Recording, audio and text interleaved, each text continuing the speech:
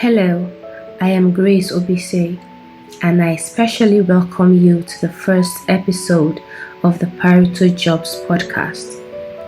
I am a certified human resource professional, and I got certified by the Human Resource Certification Institute, HRCI.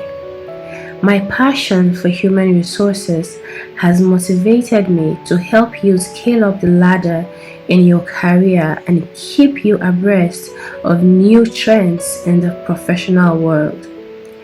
It doesn't matter your level of professionalism, I assure you you're going to get value in this podcast. It is said that information is power, and so the goal of this podcast is to give you that information. In today's episode, I will be talking about how to beat the ATS as an applicant. You might be wondering what an ATS is, or maybe you have heard the term before, but do you really know how it affects you as an applicant?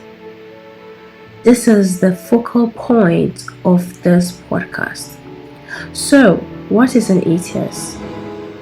ATS stands for Applicant Tracking System. Applicant Tracking System.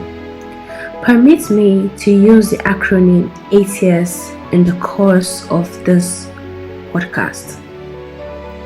According to Wikipedia, an ATS is a software that enables the electronic handling of recruiting and hiring needs. The ATS has several uses, but I'll be focusing on how you can use the ATS as a job applicant. So what does the ATS do that most applicants are not aware of? Some weeks ago, I was asked about how to write a good CV, and I had to tell my audience about the ATS. You can have a good looking CV or resume, but if it doesn't meet the standard of the ATS, it wouldn't get to the recruiter's desk or even pass to the next stage of the hiring process. One goal of the ATS is to reduce bias that comes in the hiring process. Because the ATS is a robot, the bias that comes with human beings handling the hiring process is highly reduced. So, how does the ATS work? The ATS filters applications. It keeps the applications that aligns best with the job description. How does it do this? It does this through matching keywords, also known as ATS keywords. You might want to ask, how does the ATS know what the keywords are? So this is how the recruiter identifies specific words or specific phrases as requirements for positions. The details on your CV should carry these keywords, which you can see in the job description. So let me talk about LinkedIn. LinkedIn has an ATS called the LinkedIn Talent Hub. The relevant feature this ATS has with regards to the topic today is the applicant auto ranking.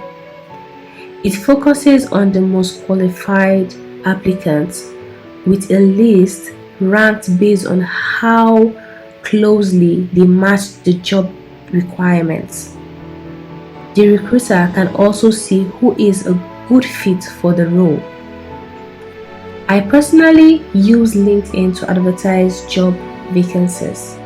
So this is how it works for me. As a recruiter, when recruiting a job vacancy, You can set up questions that match your job description for applicants so that when people apply for the job, LinkedIn will rank these candidates from the best to the least based on how well they match the questions and the job requirements. As an applicant, you need to be mindful of all this. This is why you cannot have one CV or resume for all applications that you make. So let's get right into the main point. How can you as a job applicant beat the ATS? Remember, the ATS means Applicant Tracking System. 1. By using keywords. I've explained this earlier. You use keywords that match well with the job description. 2. Avoid using columns and tables on your CV or resume, because columns and tables can cause errors when the system is analyzing the CV or resume. 3. Use standard headings. This is because the ATS uses headings to navigate your CV to avoid parsing errors. It is advisable to name your headings as follows: contact information, education, skills, work experience. Let me repeat that. It is advisable to name your headings as follows: education, contact information, skills, work experience. The whole idea is to keep your CV simple, especially when you know that an ATS is involved. 4. Use full acronyms.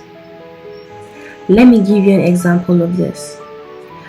When you write, let's say, MSc Accounting, you need to also write the full meaning of MSc, which is Masters of Science. This is just to keep you on the safe side so that the software can understand what you're writing there. And lastly, check your grammar and spelling. Check your grammar and spelling.